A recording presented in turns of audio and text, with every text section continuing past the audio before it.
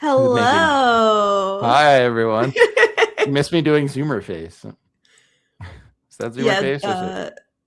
That's millennial face. The duck derping face, out. Right? Derping. Yeah. I like to be a little bit like a manic pixie girl. That's my midlife crisis. That's could be not just a midlife crisis. Like that is a way of living that really can extend for a whole lifespan. Well, yeah, no. I feel like the thing about midlife crises is that you have to take one on that does sort of become like your life and like expands through your entire life. Like you don't want to just like buy a car. You want to become a car person. Like you don't want to go and like, oh, I bought this record that meant a lot to me when I was a kid and it cost $500. No, you want to become like a record person. You want to like get a hi-fi and stuff. That's like, I think if you're not doing it that way, you're just wasting time.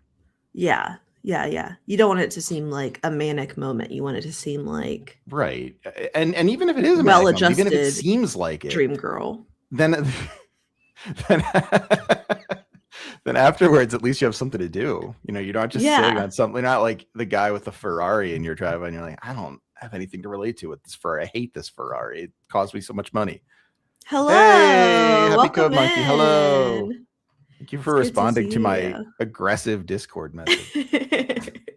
I decided to be aggressive with my Discord message. We're talking about midlife crises just to kick things off. Whoa, Amber, this is huge. Okay, well, we may have done some inceptioning. Yeah. Did you have an effective Clearly it was an effective dream because we are here now. Did you have to go on the slavery machine and get the effective dream?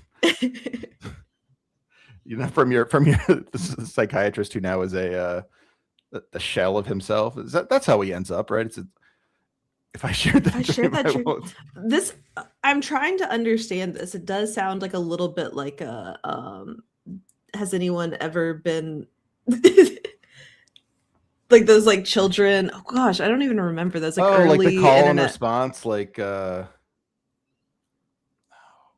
don't even know what this means. If I shared that dream, is it because the question we have up is, would you share your dreams with others? Oh, but what dream? And the dream being that of last night's happening dream today. Oh, okay. Yeah. That's fair. It sort of sounds like the response, like the call and response, like Mother May I or something. Like yeah. I can't think of a good example, but like it's that sort of like stilted grammar of like a kid's nursery rhyme response. Yeah, like a character in Labyrinth or something. One of the doors speaks normally. The other one says things like, if I shared that dream, I won't say. one door speaks normally, the other door speaks in that way, and another door lies. Which one is it? That's a question we can put up here at one point. What question would you ask to get past the one door tells only truths and one door only lies guy? Yeah, no, it would be over for me. You wouldn't be able to do that, you don't think?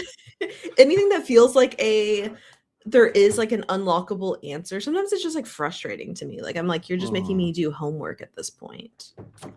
I feel like there's always like what intrigues me about that question is there is something you can do, and I never remember what it is to always get it right. Like you ask the door, like, what the other one would liar say or whatever. Yeah, something like that, and then like their answer is, well, you can't ask, are you the liar? That wouldn't tell. You have to ask what the other door would say.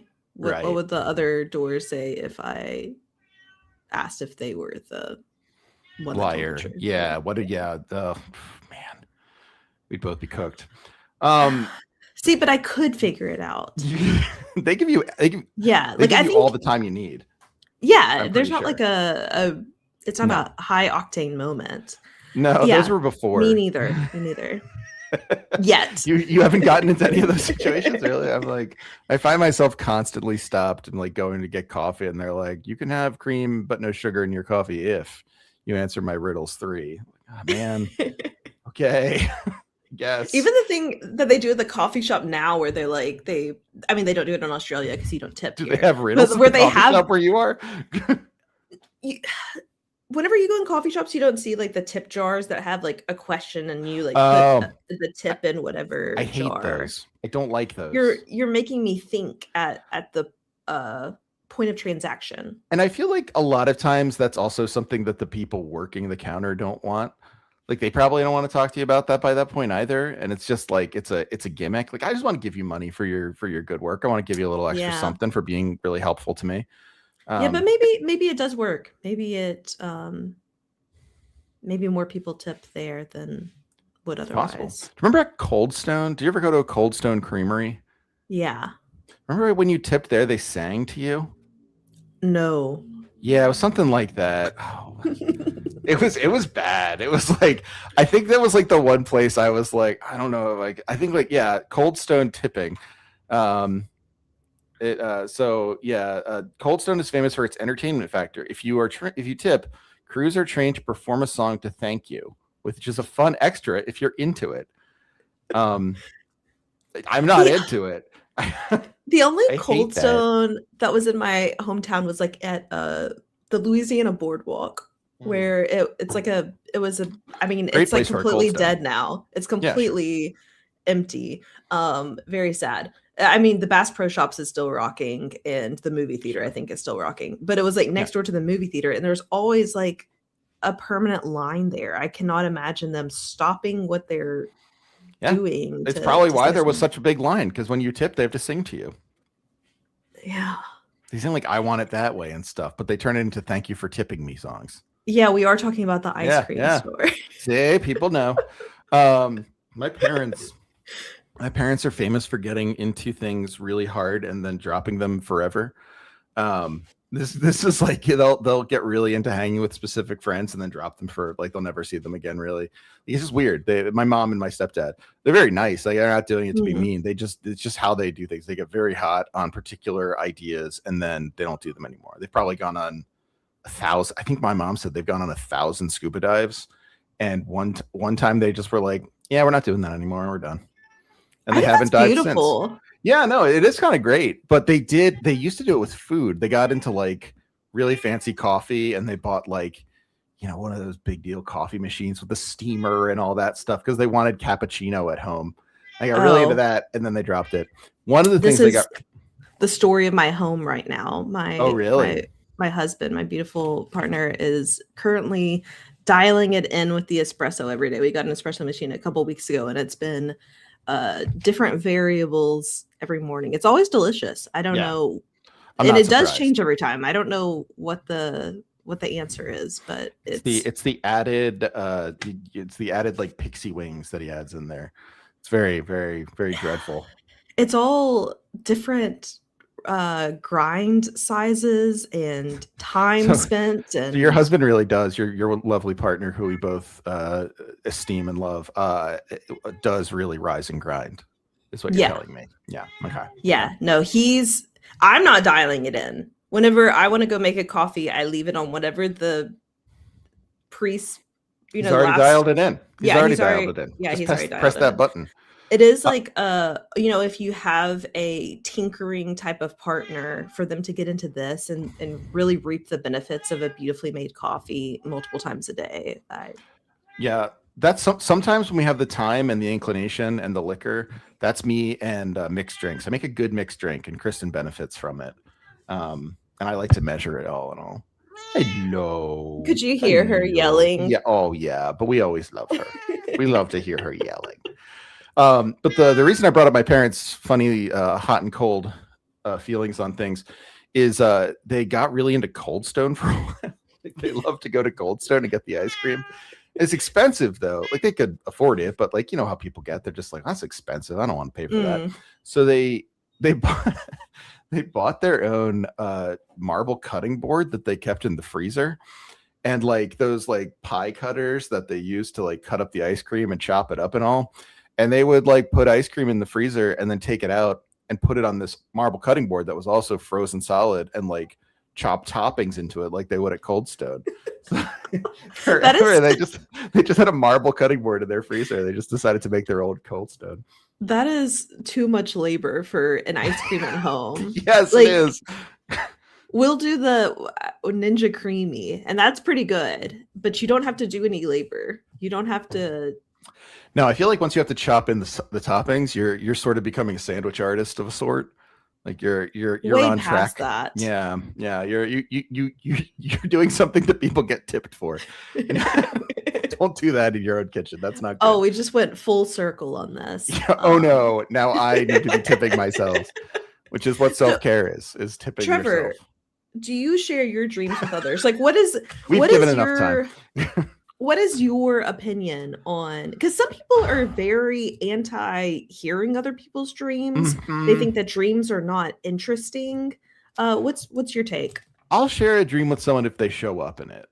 Like if I had a dream where we were like doing a weird show and I was like, why are we doing this? Or like you were like all of a sudden you like lived in Tilly's room and I was like, oh, Liv's here. I guess she has to come downstairs and record. Like I would tell you about that dream. That would be like weird, okay, well, Aunt Liv. Yeah. Cool Aunt Liv. They're having a permanent slumber party.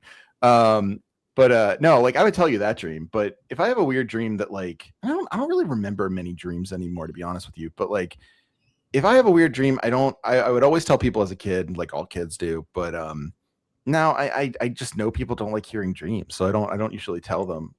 Yeah. My buddy Seth tells me his dreams sometimes, and they're awfully funny most times, and so I'll tell him if I have weird ones.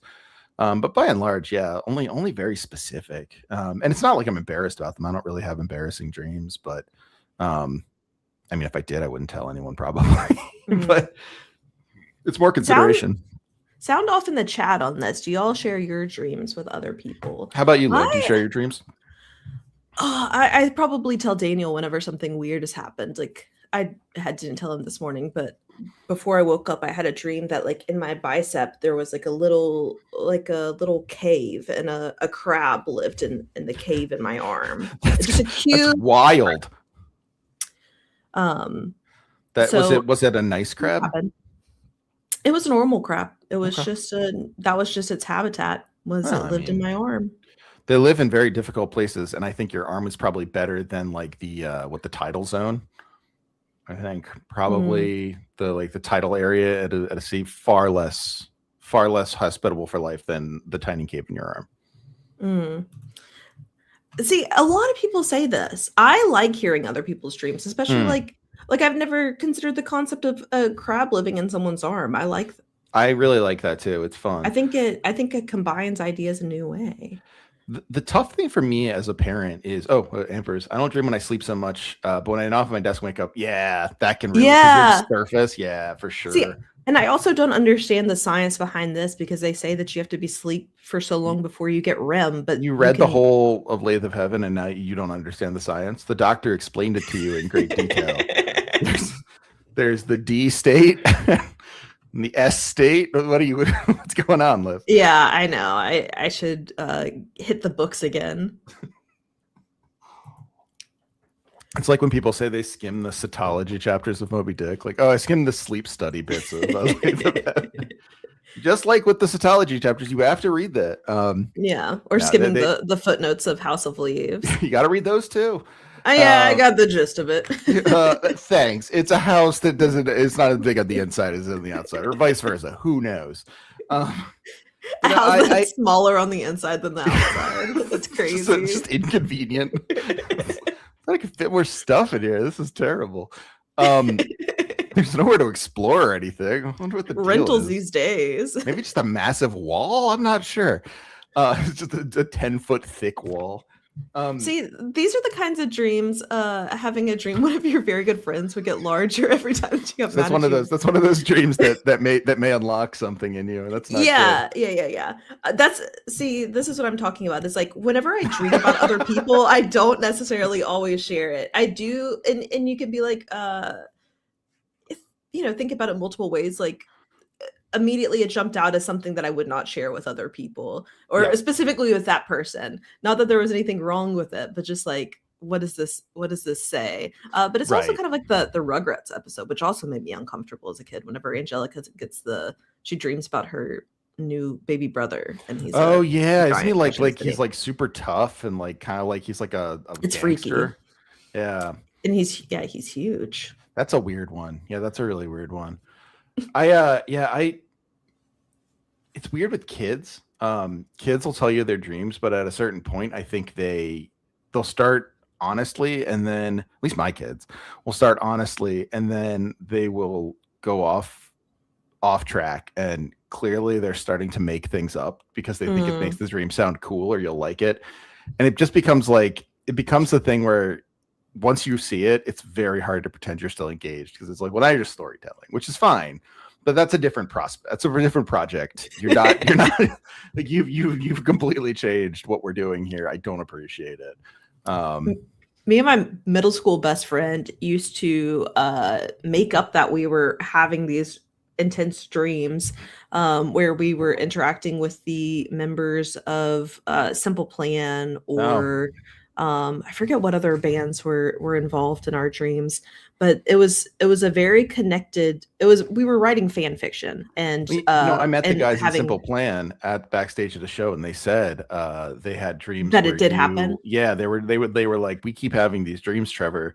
Thanks for coming back here solo. And I said, fine, it's fine. You know, I'm here to help. And they said, we keep having dreams where two middle school girls are dreaming with us. Said, that's weird. I don't know. I don't have any answer to it. Maybe I will 25 years later.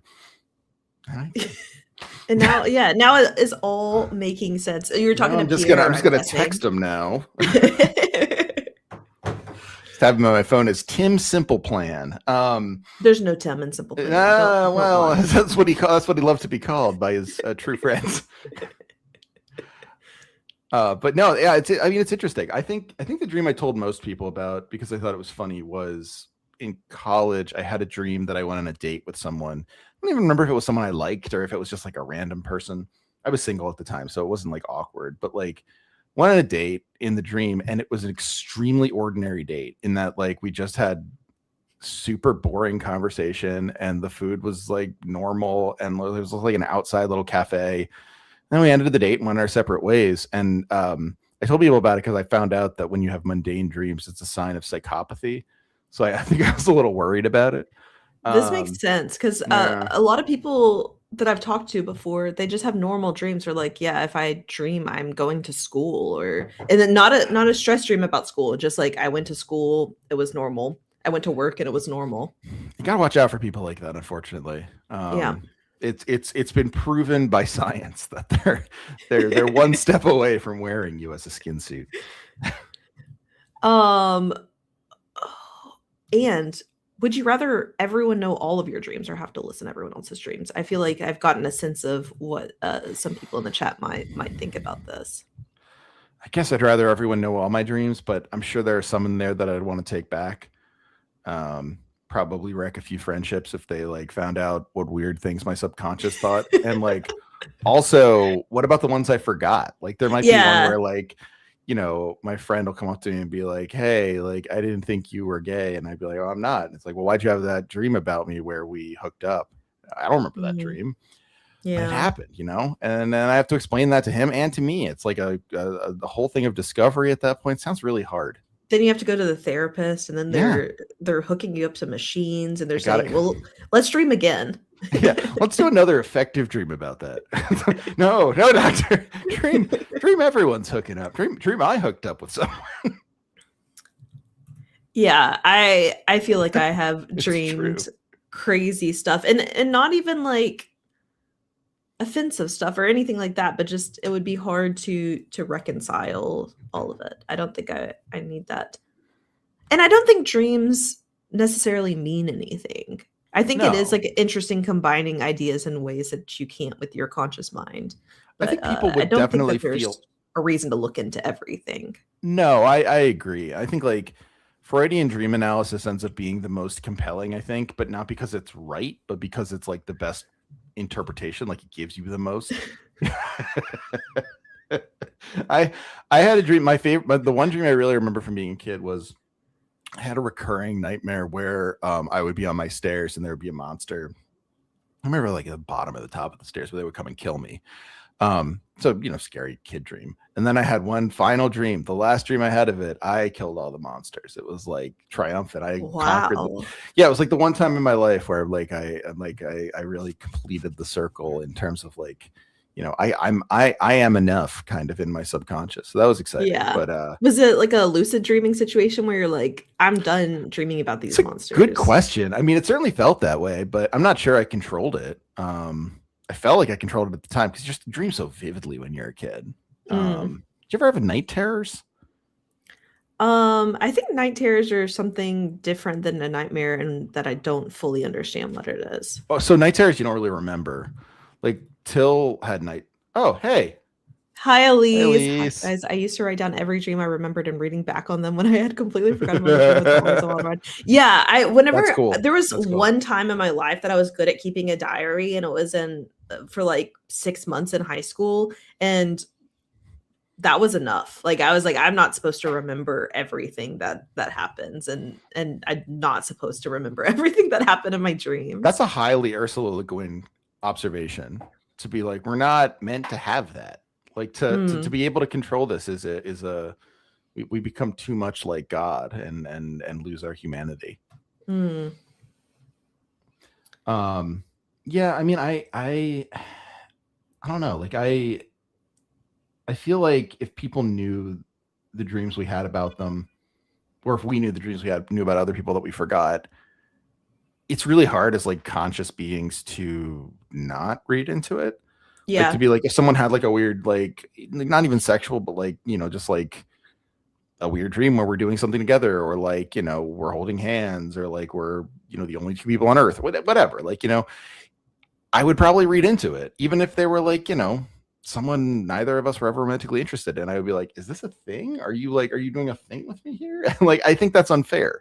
Like, I don't think that's how the brain works. I think, like I said, I think Freud's great because like he's the most fun, but I think almost everyone would tell you it's better for literary analysis than it is for actually figuring out what your dreams are. Yeah.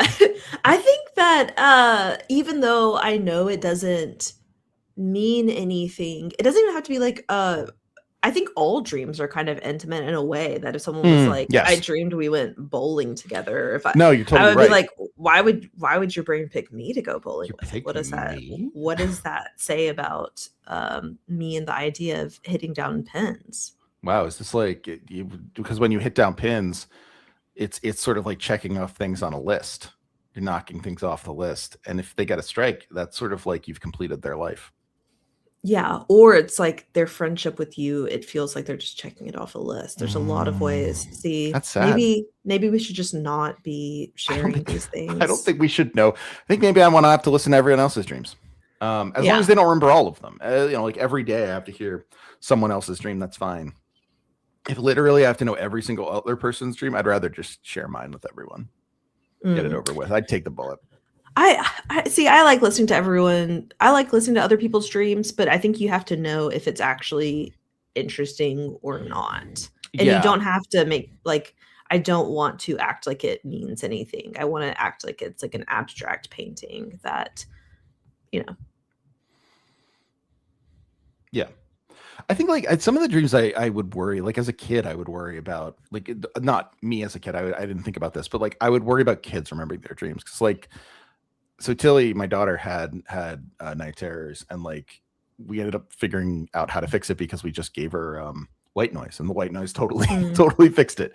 It's just like apparently it keeps the brain at a certain level. You get great sleep, but it doesn't allow it to have these like terrifying nightmares. It doesn't let you go into night terrors. You still have dreams, but like the night terrors are a different thing. But like, she would like scream and yell and like writhe and stuff, and you're not supposed to wake them up. You're just supposed to let them do it. And it's like that, and the ones where people talk in their sleep and say things they don't remember. I feel like if you could remember those, it might be a little weird. It might be a little traumatic. Yeah. I agree. So we're anti-dreams at No Cartridge. Do not have dreams. Don't have ambitions either. It's only going to disappoint you. I was thinking about that the Lathe of Heaven is so much about this, very unethical treatment of a one person, that feels system wide in some way, and it feels global. It is global. It's interplanetary. The effects that this therapist has on his patient. And I was thinking, well, you can't really like look into neuroethics and see like, real research about people who are having effective dreaming, and there's no real cases to look into there on what's been done before. But I was thinking, like, what is this similar to? And something that came up was the idea of like Pygmalionism, that there's a lot of articles now on AI and stuff like that about being able to create something, or in My Fair Lady, that he gets so obsessed with like making this perfect person and the ethics of doing that you're not seeing that person but just seeing them as a tool. Yeah, you instrumentalize them, right? Yeah. What do you think about that? I mean, I think that's a great point. I think that's probably, in some ways, I think Le Guin using science fiction here is it's kind of like the perfect way of doing it, in that like it really does that classic thing that everyone says science fiction does, which is like it makes a metaphor, right? It's just like it makes the metaphor into a real thing that you consider, like a real sort of like obvious social commentary. Because of course, like we can't control people's dreams, and like people's dreams, if we could, and maybe we can, I'm not sure, but like not as effectively as they can in the book, right? But like if we could, those dreams don't affect reality. However, I mean, I think if you look at the way neuroscientists talk about the brain and talk about the sort of like abilities we might have to stimulate certain elements of the brain and produce meaning or produce actions or something, and then completely sort of like, leap. This has always been my problem with neuroscience, particularly as it's concerned with literary criticism. It's like mostly where I've encountered it, but it happens in the field a lot, where like the sort of ethics or like the consciousness of a person is kind of like, eluded. It is, you sort of think like, who cares, right? Like the consciousness isn't a thing, it's not a soul, it's not a being, it's just part of this like brain energy. And like the fact that we still can't understand the consciousness, I think, is like really shot through the Lathe of Heaven, the sort of like the mystery and the ambiguity of the brain, and the untold actions and results that come from messing with that. And I think, if you look at neuroscience and science in general, there is sometimes this feeling of like, well, who cares? Like that stuff isn't important. It's important that we kind of like unlock the secrets of this. I feel like the Lathe of Heaven's a pretty good warning against that. I mean, obviously we see real life cases of people being treated as tools, which is, how capitalism works. We all have Neuralinks now. Well, yeah, that's what I'm thinking is like the more technological, like maybe the first thing where people are trying to do this through technology in the brain rather than through just controlling your bodies or controlling, right, like that we've sort of gone from like sort of imagining how we can live better lives to things like biohacking, right? Like once you instrumentalize things like the brain and the body, you don't start thinking like, okay, well, how could I make myself feel better? How could I improve my day? How could I improve my health? It's more like, how can I defeat death? Right? Like that's like a leap there, right? It is all about instrumentality, where like, you're not thinking about your body as something, sort of other than, say, the hammer in your garage. You're just thinking the same thing. You're like, how can I make sure I don't have to buy another hammer? Yeah, and it's interesting, like, that this book is so much about like this intimacy between just a few people that I like your line about it. Foglos is knowing 3 people. That's that right. I don't know if people in power are that interested in singular people now, especially whenever you can see how easy it is to algorithmically control lots of people at a time. Yeah, no, I agree. I think like Oscar Baker, Peter. Oh, you're right. Actually, Peter Baker's Peter Baker. God, I just combined the names. Peter Watts is super interesting for this. Yes, I think I'll have to look into that. It's pretty interesting. I actually support writers who write neuroscience, and what I always found frustrating, it might be just a fad that's over, but it was a fad that was very much in effect in around 2010 when I was starting grad school, which was neuroscientists trying to do literary criticism and sort of explaining how, whatever lights up in the brain indicates what literature does or whatever. And it was always really stupid. It sounds like something that should be done, but I never really know with the Academy. You're never sure. That kind of stuff can have a long lifespan. But yeah, Peter Watts is a great one. I've never actually read R. Scott Baker. I'll have to check him out. Or her, I'm not sure. Yeah, no, that's a good call.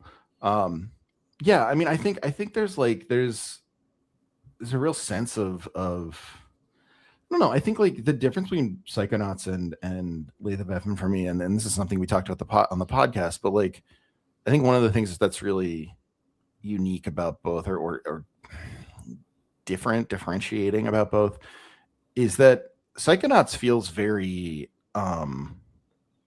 there's a real sense of community in it, and I mean that's part of being a kid at camp. It's part of a coming of age story, right? Like it's the classic sort of like, oh, then the kid who is sort of an outsider becomes friends with everyone and sort of overcomes and becomes not an insider, but like becomes part of the group and becomes it's every story. Like, it's the Goonies, right? It's everything like that. It's the Sandlot. But it is inclusive and homey and welcoming. And I feel like Lathe of Heaven is so lonely, right? Like there's the relationship between him and I'm gonna forget her name now, but the third dreamer, character, the dreamer and his girlfriend, the dreamer, the girlfriend, and his doctor. My favorite follow up to Captain Corelli's mandolin. Three's Company. That's what Three's Company was about. The dreamer, the girlfriend, and his doctor. And that's three people. That's company. Yeah, like the I love that show is like the basic idea of Three's Company. Three's Company 2 is just a reading of Two's Company and Three's a Crowd. But the idea is no, Three's Company 2. It literally just a show based on what if these three people got together at the same time, and they just can't say it outright because it's the 70s. Just something I think about sometimes. What were you talking about before that? I regret saying Three's Company. It was a real mistake on your part. No, the relationship between them, the two of them. The only other thing that I can think of in terms of the stuff we've read, right, and talked about in the podcast and on these shows is Joanne True's Dream of Electric Sheep, right? Like that kind of like desperate, lonely desire to have someone to kind of cling on to, like just like something. And it isn't Lathe of Heaven, the relationship's a little more, I feel like there is love between them. I feel like there's some sort of like it's a little more honest, I guess, or a little more representative of a human relationship. I think there's a bit of a star-crossed lovers thing there where like every time they happen to meet in another reality, there's something that draws them to each other. But at the same point, it's like failed and failing and depressing and dark. Like it's not love in the sense of like, oh, this is uplifting, right? It's just so interesting that like the book is so lonely, and like every effective dream that is had is like, it just makes it more lonely. Everything gets further and further apart and less like actually connected. Yeah, like he starts the book in a bad place and things really only get worse. Like yes, the end of the book it's really not hopeful either, but it's calm. It's right. Everyone sort of the psychiatrist has become, the therapist has become sort of like mad, right? Like he can kind of remember all the realities, and as I recall, is that right? I know he can too, but he sort of just lives his life. Yeah. And then the woman doesn't know him, but he kind of like starts up a conversation with her. Yeah. So I mean, like it doesn't have a hopeful tone, but I guess it it can have a hopeful interpretation. I mean, for our protagonist, that's not much better. I mean, he just lives in this horrible limbo of realities, which is what he did in the beginning. I think it was an interesting choice. One of the things I thought a lot while thinking over the book again, was that it was an interesting choice by Le Guin, and I think a good choice, to make the doctor kind of an aromantic character, right? Like it's not, she doesn't elide the fact of his sexuality or his desires of coupling or anything like that. Like that, she says, like he basically just like, he likes hiring people. He hires men and women and will have one night stands, and that's about it. And as a result, like and she makes that so clear so early on, and as a result, you don't read into his ambition anything besides his ambition. You know that like personal connections to him are sort of a means to an end. Not that, you know, I'm not disparaging that, but like the idea that this guy has nothing that is personal to him, like even within his office, you know, it's not like anything means anything to him from a sentimental perspective. And as a result, like that kind of person instrumentalizing the world is dystopian. It's scary. It's sort of like, you know, you lose everything that's about you and it just becomes about efficiency, which makes a lot of sense for the therapist character, but no one else in the world. What about in Psychonauts? What do you think about our factors that get Raz to get going? Like it's almost like incidental that he's like, oh, I got to get all my badges. Yeah, sure. Truly, I like the choice to make Raz. Raz was not an aromantic character. He loved that girl, and they in my headcanon get married.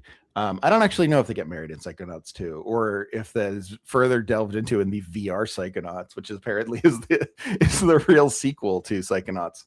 Oh, I don't know about this. I don't really think I know about that at all. So wait, I gotta look this up so people know.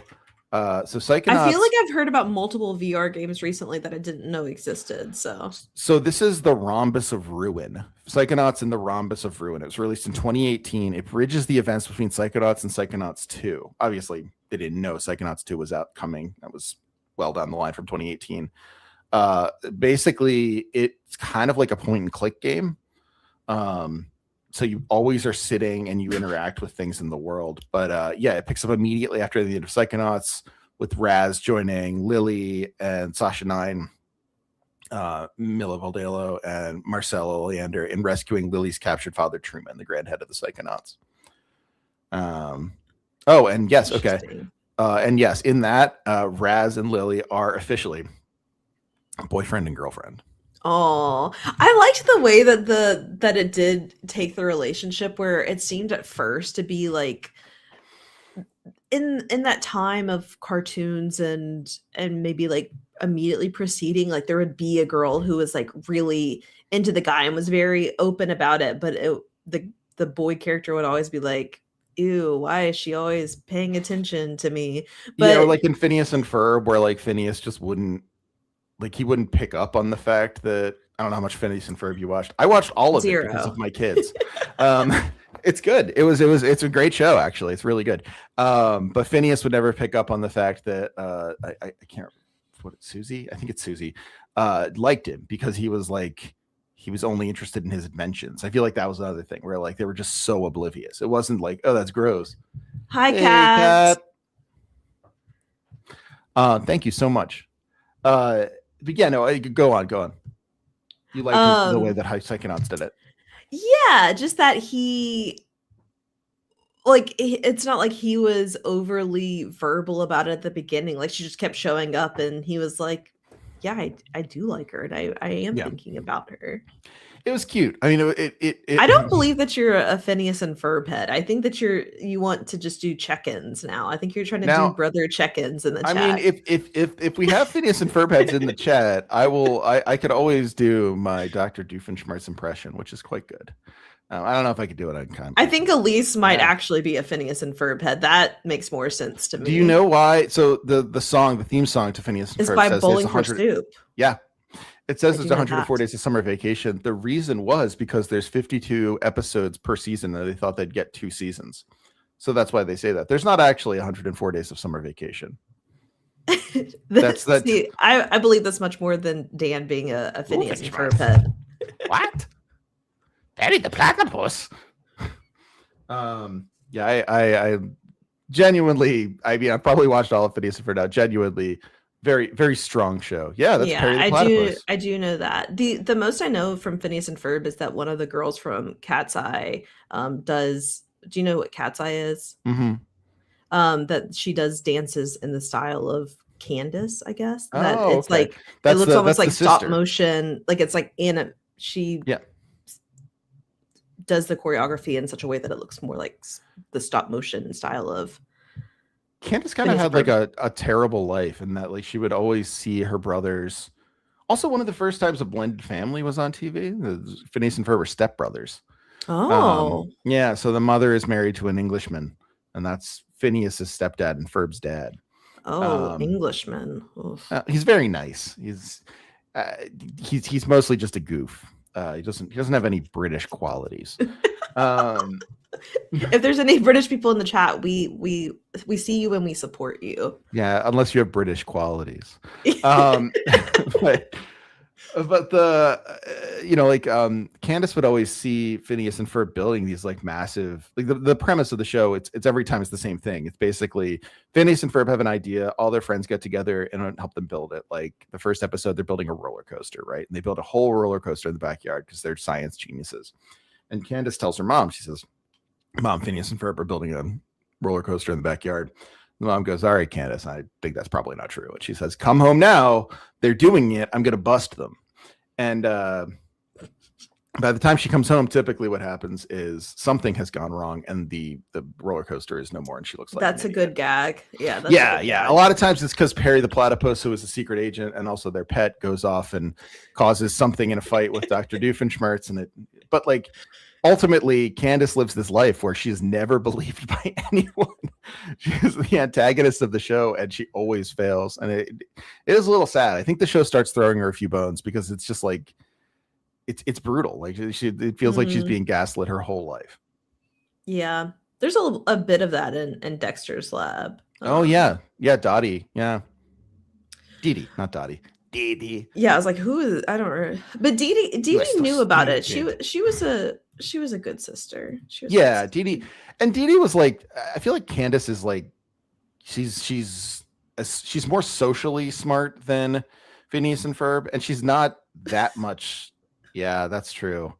Kind of is. Carl plays the role of Candace. He constantly tries to call the Aqua Teen boys out on how weird they are, and then he's never believed. While we're let's go. Yeah, this is perfect. Actually. Because I mean, it could be Perry the Platypus if you want it to be. Whose brain would make the best Psychonauts level? So if you haven't played Psychonauts, all of the worlds that you're going into these people's brains, and it's so visually driven by the type of person they are. So there's a military guy who's also like having like flashbacks and stuff, and Dan says it's Trevor. He's going into your Psychonauts level. I don't know how good that would be. It might be interesting. I'm not sure. Depending on how the Phillies are doing, it could really. Yeah, you want to go in after a loss if you want something really crazy. I feel like I've been there. Yeah, no, we all have been there. I make it everyone's problem, but Joe Rogan's would be interesting. There would be like, I think it would look like a Bass Pro Shops in there. Like I think there would be some like big game hunting going on. Like it would be one of those things where it's like at the kind of club where you go to and like the guys there give you something to wear while going into the club. They're like, in this club we all wear cool sunglasses, and they like give you that like just like super tacky. I feel like, I mean, honestly, this is a stock answer, but I feel like Donald Trump's brain would be pretty exciting to go through as a Psychonaut. I feel like there'd be a lot going on in there. I think what it would look like in there. Like I think it would just have. That's true. It wouldn't be surprising. The molding that they're buying at Home Depot and spray painting gold. Like I think it would just have a lot of that in there. It just have it's the being. Oh yeah, that's a good one. The dog. Tell us more. I don't know your dog's name. Tell us more about. Dog's name is also like. Happy Code Monkey. Oh, it's not true. I shouldn't say that. I've known you longer than Liv has. So Swiss cheese would be difficult. Yeah, that's true. It would be interesting structurally, like to transverse the level. Well, what historical figure? I mean, I think I would like to like Poogie. What is it like in Poogie's brain? What is Poogie's brain like? I bet Judy's brain. She's in the background. Y'all can see her. I bet Judy's brain would be interesting. It would be the friendliest place on earth, but also the most sort of like energetic place on earth. She like.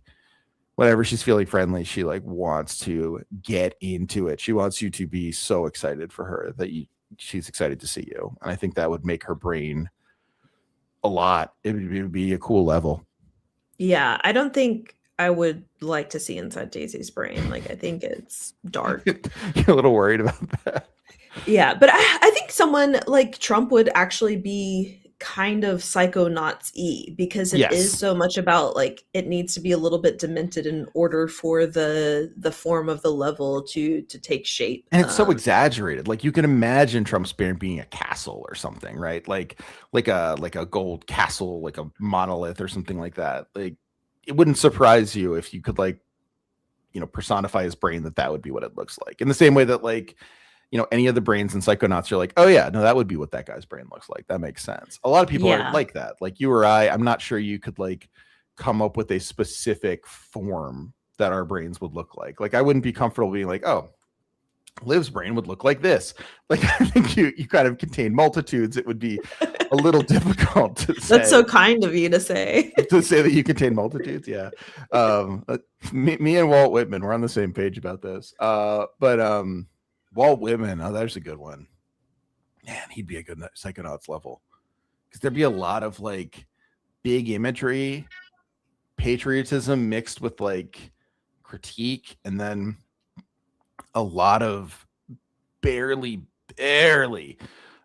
concealed deep homosexual desire.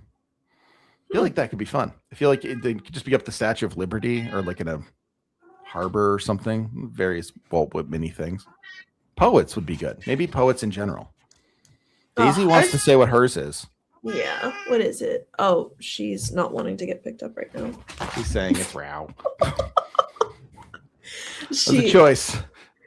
She's crazy. She wants me to turn the space heater on. We have a space heater because it's so cold in the house. And cold. So yeah, I didn't make an ooh face about your space heater because that's a perfectly reasonable thing to have on the winter. It's just warm here right now. Oh, yeah. No, there's also no central heating here, so it's space heater or nothing. Do you have a ceramic space heater? Those are sweet. I don't think so.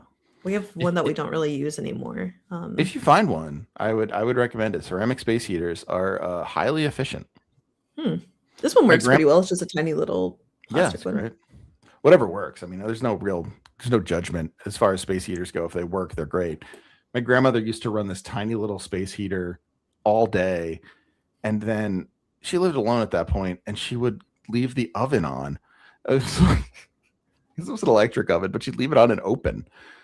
So like, I don't think that's the most efficient way to heat. Her energy bill was $400 one month. I was like, Grandma, let me buy you, and I bought her a ceramic heater because they're very efficient. And it dropped to 90 when she was using that. I was like, yeah, you're using way too much electricity. Yeah, there's no point in really doing anything other than having a space heater here and sitting directly in front of it because there's no insulation in Australian homes. They don't use like double glazed windows. Is that because it's so warm through the year, or is it just like that is the popular idea? Like that is the what do you call that? Whenever it's like it feels more like a factoid, but like a general acceptance, but it's not actually true, I don't think. Interesting. Yeah, because the only places I've been to like that are in New England, where like a main house where they have it because no one in their right mind is going to live there in the winter. Like if it's like a vacation house on a lake, they're just going to be there in the summer and then leave. And so they don't even bother with insulation. Like that's the idea. And so if it gets at all cold, you're like, this place is just drafty. This is just the wind is coming in. I mean, we don't have to run the AC as much either, I guess, but it's not like homes in New Orleans and a lot of places in the South, they'll have like those windows above the door that you open up so that there can be like the wind. The South is it's like a masterclass in ventilation in the South. It's just like technologies that we in the North simply do not possess. Oh, piss. Yeah, he'd be good. Or they'd be good. That would be good. I could see that being good. Andrew would have a great Psychonauts level. I feel like, that would be, you could have that. I think out of the various, the most difficult level out of the various No Cartridge co-hosts, past and present, would probably be John. I think John would have a tough level. John Bernhardt of Patch Notes Past think John's level would be very difficult. I think he would turn on, and the difficulty would be high. If I had to, let me see the rest. Liv, yours, I feel like ultimately, no, I don't think easy, but I do think cozy. I think there's a cozy element. I think there are some pretty intense achievements if you want to get them, and those require quite a bit of skill. But I think mine's like a management sim. I don't think not a lot of kinetics going on up there. It's not an Overwatch level. You don't have to. No, I don't think so. I think Andrew's would be probably a strategy game. That would be my guess, and probably something like XCOM. Emily of No Wall Scroll. I would think hers would be mech based, and that's probably because she and her partner do a lot of mech based anime. But like, I have to mech or magical girl, like anime. It would be an anime. Mine would probably be baseball. I have to say, probably be sports or something. But no one wants to be in there. I think out of the co-hosts, I would want to play Liv's level the most because it sounds the most pleasant. Yeah, I think that it would be fine. All right, now rank your romantic partners. All right, now tell the 5 worst dreams you've ever had. most embarrassing thing you've thought about me. Go. No, I do think it's really interesting because like Chris Person's level is equal to it's highlight reel. That's yeah, that would be fun. I would play the Chris level because Chris's level could also just be like you'd go in and it would be a tutorial on how to like, hack a Chinese cleaning robot in order to be a highly performing PC simulator. Like it's like to make a great espresso. Yeah, like it can make espresso. It can also run the Witcher 3 at 60 frames per second. Yeah, it could be educational. It'd be like if Liz was a management sim, Chris's could be like PC builder simulator, like that game you can buy where you build PCs. But harder, I bet. Mine might be more like a power wash simulator kind of game. Like I think it's just you get in and you do what you're asked to do and you get out. I don't know though. I think there has to be a little more. There has to be a little more whimsy than that. Is there a power wash simulator where it's like in a fairy world? I could see that, like a mossy land. Oh yeah, there's like a Shrek level in Power Wash Simulator. Oh, there you go. If you're Psychonauts and Devil May Cry Dante heading me, yeah, that'd be good. That'd be sick. Yeah, just juggle. That's real. But he would also be dialing it in his espresso. Yeah, dialing in espresso while getting combo juggled by Dante, making just like comical like oof ouch sounds. Oh, oof, oof. It is funny how much dreams bridge the gap between serious and hilarious, and that like there's nothing funny ever in the Lathe of Heaven. Like the Lathe of Heaven is not a funny book. I can't think of one joke. That's fine. You wouldn't expect anyone in the world to have serious dreams, to have dreams that weren't comical in some way, no matter how, Greta Thunberg is I'm sure having very silly dreams. Oh, sure. Yeah. But the dreams in Lathe of Heaven are always very serious. He never gets to have a silly dream. Like the whimsy is always like, oh, there's a goose with the doctor. That's funny. I bet that's because of this, right? Like it's stuff that's whimsical in a sense, but all his dreams are so serious. And the outcome of them is, of course, unbelievably serious. Even the first one, like dreaming that the painting of Mount Hood is instead like a racehorse, is just like harsh to erase the beauty of the great outdoors and turn it into something that has been bred for money making. And just so phallic and like, like it's so weird. Like the way he describes his first dream where he's like, oh yeah, my aunt was basically sexually assaulting me. And I dreamed that I wished it would stop and she died. And it's like, that's horrible. Like what a terrible thing to happen. Like if that were really to happen to someone, it would like ruin everything about them. I mean, like it's horrible. And it's Yeah. thought provoking and interesting. But then, like, you look at Psychonauts, and nothing is serious. I mean, there's serious elements to Psychonauts, but it's not really. Like it's serious in the sense that like you're solving, you're looking into murders or madness or whatever. But it's goofy. It's fun. It's like enjoyable. I do think that, it is geared towards not necessarily geared towards children as being like a children's game, but it is meant to appeal to children, like the comicness of it. But I do think that things that are geared towards kids in the same way aren't allowed to be as dark now, that they would not be referencing like PTSD and Yeah. and things like that. I mean, even the first level, the tutorial level, the war level is like extremely dark for kids, probably. There's like people dying and like, references to Full Metal Jacket and stuff. Like, yeah. I think people are also more careful about their depictions of madness now in a way that I don't know that Psychonauts would happen for the first time no, now. it had no sensitivity to this that. guy's Honestly, insane and he's a conspiracy theorist. But I feel like on some level, and I'm not. I like how the children they simply created. That's Halloween 3 logic right there, and it's right. But I don't want to say that. I by no means think that like trigger warnings or sensitivity readings or something like that are ruining art. I think they're fine, and they honestly help make it more inclusive, and I have no issue with it. I do think on some level, Psychonauts proves the point that like the opponents will say it does prove it to a certain degree, but a certain kind of extreme, the exception that proves the rule, that if you come into something with a good heart, you're still going to produce something nice. And I feel like Double Fine just like it has such, and not even like the individuals who are running it. I can't even speak to the heads of Double Fine or whatever. I'm sure they have their problems, but like the studio itself it always produces things that have sort of a, I don't know, like a lightness, a goodness to them, right? Like there's nothing in Psychonauts that feels evil, nothing that feels mean spirited necessarily. Like it feels like it's coming at every character with a sense of empathy. And I think on some level that shines through, even though it's like well before the time of, asking someone who might have mental illness, like, does this look like you? Is this something that you feel like we did a good job with?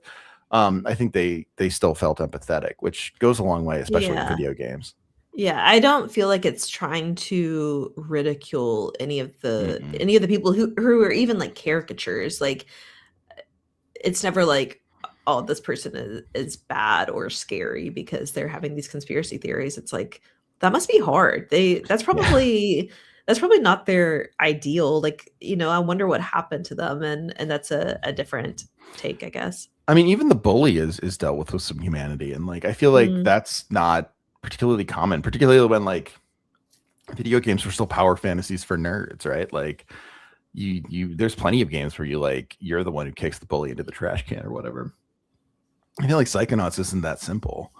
And I appreciate it for that. Like I think it, like I always think about it in the same breath as Beyond Good and Evil, and then looking at the studios who made it, I don't know why I think about it in the same breath as Beyond Good and Evil. They're not made by the same studios, but they, like, in the same way, Beyond Good and Evil is so empathetic and kind and good natured, and it speaks to this general sense of ecological preservation in the same way that Psychonauts speaks to a sense of like the very difficult concept of like mental health in ways that I feel like still haven't quite met their equals, and not because of, the ways that they're made, but just because they're sort of like uniquely productive and provocative texts.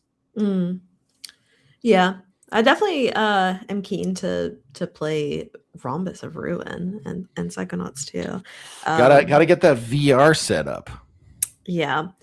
Well, we're almost at an hour, so I guess we should let's wrap it up. Thank you everyone for coming and hanging out with us. This was a great one. I really enjoyed this. Yeah, I'm glad that I got to read like a kind of a sci-fi classic, and I think it'll stick with me. And Psychonauts, obviously. Glad to have finally gotten to that. Me too. I think it was time. I love a platformer, and it was like so up my alley too. It's that But classic like oh, Crash Bandicoot PS platformer that just they always felt so wonderfully made. Rare, of course, did a great job with this as well. Just good stuff. but such a different book and game coming up for our next one. So we're reading Alex Garland's The Beach, which I guess I did look it up whenever I decided to do this.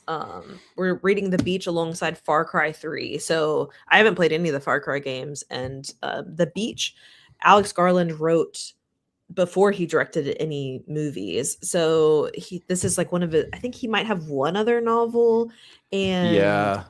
this was eventually Made into a movie. adapted into a movie by Danny Boyle. And well, yeah, I think it's going to be, I'm interested to see how these stories go, because I think that they have pretty similar stories in that they're about tourists going to in The Beach, it's Thailand. Does the beach make you old? You know what? I've never been to a beach that made me younger. That's all I gotta say. I can't remember if we were recording at the time or not, but I literally asked that on the podcast. I was like, "Is this the book about the beach that makes you old?" And Lip was like, "No, that's not." I can't remember if that was during the episode either, but I was like, someone has just asked me, "Is this about the beach that makes you old?" But it was you. Yeah, I truly thought it was. I thought it was about the beach that makes you old, but this is the beach that keeps you young. I'm definitely getting a jump on this pretty soon because it is over over 400 pages of like tiny type. So I think it should. I think it should go pretty fast for the. Like, I think it's a page turner. I hope so. I do think that whenever I chose this, I must have decided that it was like actually a good book, because a novel written by someone who's now primarily, I mean, he's written a lot of the screenplays for like the Danny Boyle movies and stuff like that, but I think primarily working in movies now. Would it be a great novel? But this book on and Goodreads is not everything, but it has like so many ratings and is still above a 4-star, which is like basically Impressive. unheard of, especially for a book that, you know, a lot of different types of people would be picking up because it was made into a movie. So and you could totally like, if you didn't like Civil War, which a lot of people I know didn't. I didn't watch it. So I wasn't a fan of the Civil War either. I liked the Civil War. I thought you called it the War of. No, just kidding. But that is such a BS thing that's made up. It was. I know. I've never heard anyone call it the War of Northern Aggression. People from the North love to imagine that the South is just like. We love our characters. You love up here. We love being racist and regionalist in our own way. It's good to make up someone to be mad at. Yeah, always. That's the North American thing to do. Is if you live in the North of America, you make up people to be mad at all the time. We finally learned the definition of insanity. Perhaps. I think so. Perhaps. Yeah, I'm excited to see what, because I have not seen the movie, so I don't really know The Beach at all. I've never played any of the Far Cry games, so definitely haven't played Far Cry 3. Interested to see what types of ideas come out of reading these together, playing these together. Yeah, it should be super interesting. That episode should be out like at the end of September, and then is that right? So around September time, I think that's right. Yeah, that's we'll right. do the podcast episode and do another book club. So hopefully you will join us, even if you're not gonna read or play it. Then we still want you here to come and chat. I'm sure we'll have other silly things to talk about during the book club. All right. Well, we'll see you then. Yeah. Thank you, everyone, and we'll talk to you again soon. Bye.